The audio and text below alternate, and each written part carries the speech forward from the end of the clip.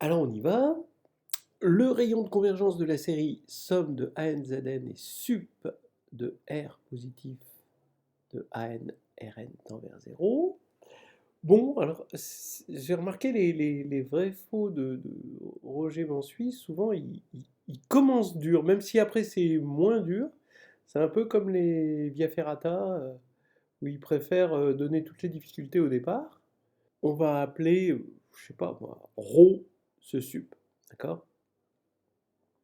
Et si petit r est strictement supérieur à ρ, bah, c'est que AN, Rn ne tend pas vers 0, donc la série elle n'a aucune raison de converger. Maintenant, ce qu'il faut montrer, c'est que si petit r est strictement inférieur à ρ, alors la série converge. Mais on va mettre un grand R entre petit r et ρ, strictement, hein, et on va comparer avec une série géométrique. C'est-à-dire que ANZN, en module hein, par exemple, ça va être inférieur à AN petit r puissance n, quand on est dans le disque de rayon petit r, et donc ça va être strictement inférieur, ou bon, même inférieur ou égal, à AN, alors tout ça en module, hein, AN grand R puissance n fois petit r sur grand R, le tout puissance n. Voilà. Donc, comme grand R est strictement plus petit que ρ, eh bien, on va avoir AN grand R puissance n tend vers 0, et petit r sur grand R, le tout puissance n, c'est une série géométrique de raisons strictement inférieure à 1, parce que petit r est strictement plus petit que grand R. Voilà, donc ça veut dire, donc si vous voulez, quand on est au-dessus de ρ, strictement au-dessus de ρ, bah, ça diverge grossièrement, hein, la série.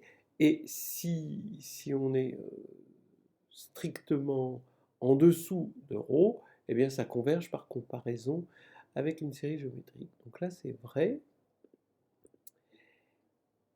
Et là, AN, RN borné, en fait, il suffisait, le raisonnement marche encore hein, pour borner, donc c'est vrai aussi. Si petit an est borné, alors le rayon de convergence de cette série-là est inférieur ou égal à 1. Vous prenez an égale 0, c'est borné, et le rayon, bah, c'est l'infini. Hein, donc non. Si le rayon de convergence de la série somme de AN, ZN est 1, alors AN tend vers 0, bah non, vous prenez AN égale N par bon, bah, la formule. Alors pour moi, je ne m'embête pas avec les formules, hein. J'en ai une, c'est le rayon, c'est 1 sur la limite sup de racine nième de module de AN. Voilà. Et donc, si AN égale N, ça va bien faire 1. Et donc, ça ne veut pas dire que la... Pourtant, c'est pas borné. Hein. Faux. Si le rayon de convergence de la série ici est R strictement supérieur à 1, alors AN tend vers 0. Bah oui, parce que la, la série pour Z égale 1, la série converge pour Z égale 1, puisque 1 est strictement plus petit que grand R. Donc ce qui veut dire que la série AN converge. Donc AN forcément tend vers 0. Donc c'est vrai. Si le rayon de convergence de la série somme de AN, Zn et R, et Z vérifie module de Z est strictement supérieur à R, alors module de AN Zn tend vers l'infini. Alors là, je suis ennuyé parce que, en fait, si ça tend vers quelque chose, c'est vers l'infini. Mais c'est pas forcé de tendre vers quelque chose. C'est ça le problème. On peut imaginer, je sais pas moi, par exemple, AN égale 1 pour n pair, et AN égale 0 pour n impair.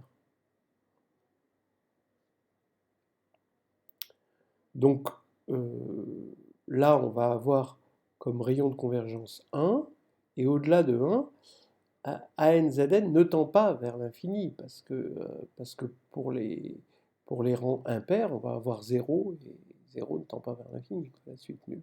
Donc ça, c'est faux. Si AN est réel de limite plus l'infini, alors le rayon de convergence de cette série-là est plus l'infini. AN est réel, ben non, non, hein. Vous prenez AN égale n, le rayon de convergence c'est 1. Faux. Si AN est réel et vérifie AN sur n tend vers plus l'infini, alors le rayon de convergence de cette série est plus l'infini, bah toujours pas. Vous prenez AN égale n2, et avec la formule que je vous ai donnée tout à l'heure, hein, le rayon de convergence c'est 1. Le rayon de convergence de cette série-là, c'est limite de AN plus 1 sur AN. Donc là, je pense que c'est doublement faux. D'abord, c'est faux parce que cette limite, elle n'est pas forcée d'exister, alors que le rayon, il est forcé d'exister. Donc déjà, c'est faux. Puis ensuite, si ça existait, ce serait plutôt AN sur AN plus 1. Il y a deux erreurs. Le rayon de convergence de cette série, c'est 1. Alors on va reprendre la formule. Alors là, c'est bien adapté. On va prendre la limite de racine énième 1 sur racine énième de n puissance n. Donc là, c'est n. Donc ça, le rayon, c'est 0. C'est pas 1. Le rayon de convergence de ça, c'est 1. Bah oui, parce qu'on prend la limite sup. On fait 1 sur la limite sup, et la limite sup, là, ça va être 1. Quand on va faire la racine énième de 1, ça va faire 1, donc là, c'est vrai.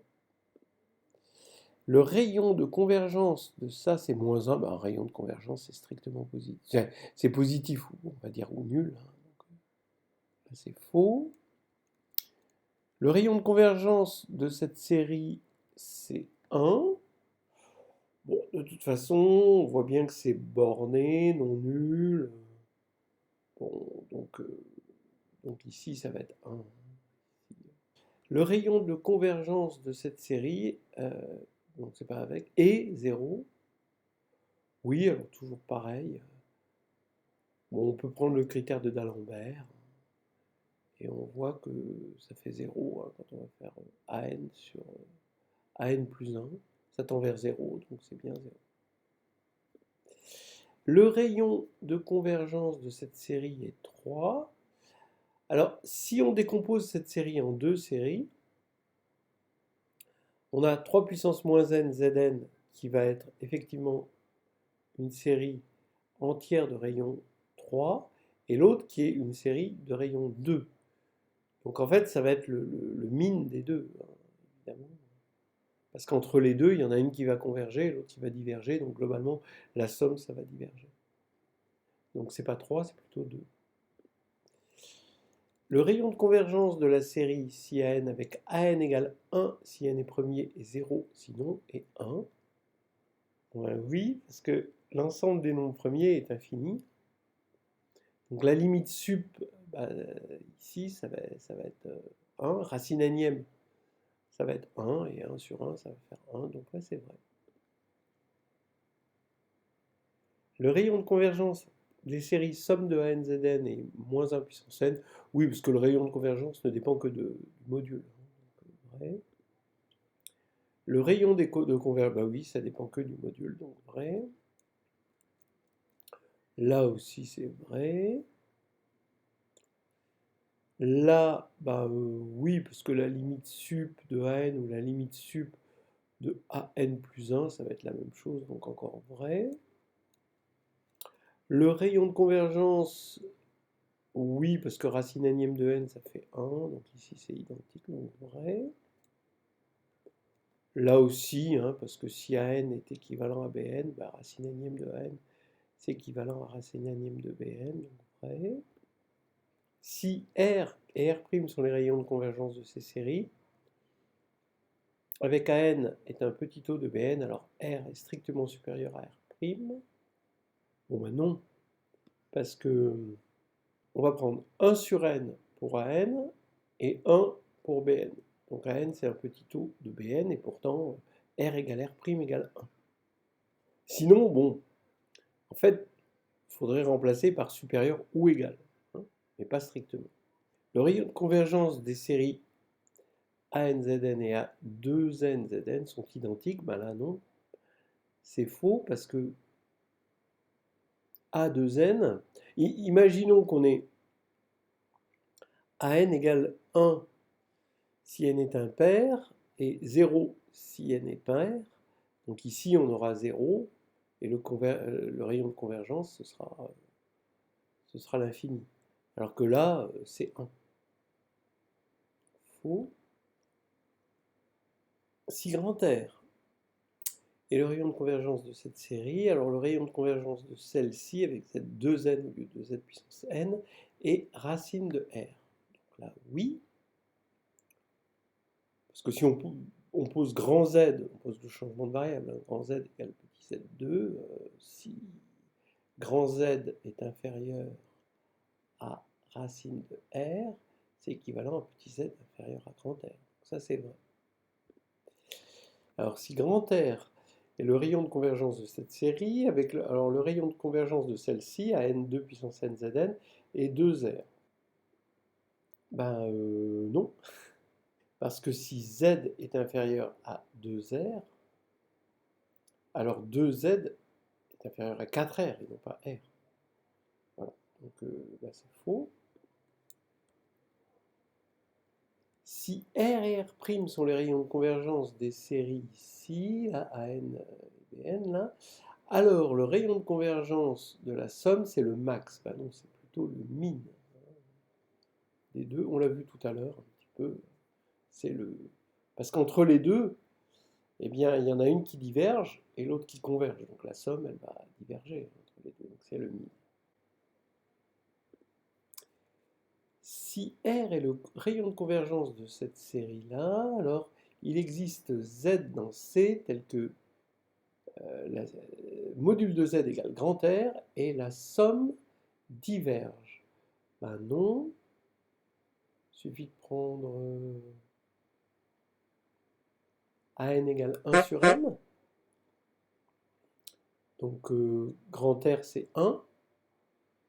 Et sur le cercle de convergence, sur le cercle voilà, du rayon de convergence, ben, ça converge, tout converge. Donc c'est faux. Si R est le rayon de convergence de la série ici, alors là ça converge simplement sur l'intervalle ouvert moins RR, oui. Si R est le rayon de convergence ici, ben, converge uniformément, ben non, hein, on prend n égale n, et ça converge simplement, mais pas uniformément. Si R est le rayon de convergence, alors ça converge uniformément sur 0, R sur 2, ben oui. Bon, entre parenthèses, il faut faire deux cas, hein, soit R égale 0, dans ce cas-là, bon, bah, voilà, c'est 0 le rayon de convergence, bon, ça ne veut presque rien dire, et R différent de 0. Mais bon, en tout cas, c'est vrai dans les deux cas. Si R est le rayon de convergence de cette série, alors elle est dérivable sur l'ouvert, ben oui, ça c'est tout à fait vrai.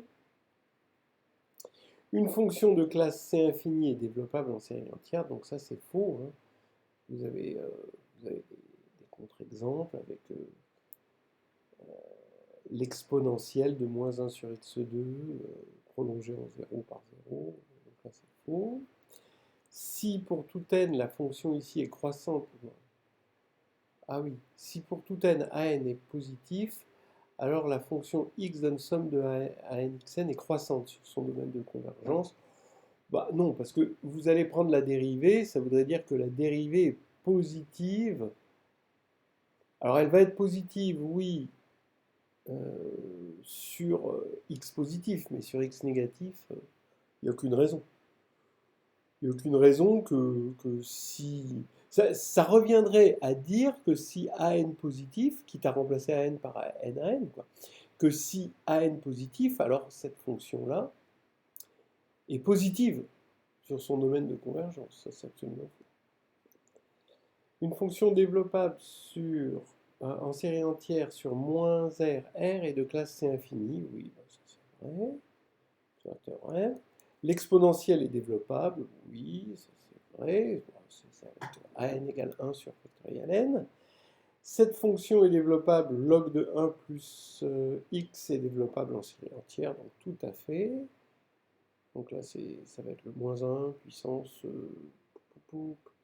n plus 1 sur n. Hein. Donc là, c'est vrai. Et cette fonction, bah, c'était le contre-exemple, elle n'est pas développable. Hein. Donc là, c'est vraiment le contre-exemple bien connu. Alors cette fonction est développable même ni sur R, ni. C'est vraiment ça, c'est juste sur 0. Donc là, c'est faux. Là, bah, ça a failli marcher. Là, ici, c'était factoriel n, mais c'est factoriel 2n, donc c'est faux. Ça, bah non, c'est développable en série entière, mais plutôt sur moins 1, 1 ouvert. Bah pareil, moins 1 ouvert plutôt, hein, si n est dans Z. Si n est strictement positif ou positif ou nul, oui, mais sinon c'est faux. Ça, c'est développable en série entière sur moins de 2, ça c'est vrai. Bon, c'est des séries géométriques, ça. Moins de 2, bah non, bah, voilà, parce que bah, il va y avoir ce problème en moins 1, c'est plutôt sur moins 1, 1 ici, à cause de ça. Bon, bah, là, développable en série entière sur R. Bon, bah non, hein, toujours pas la même raison. Hein.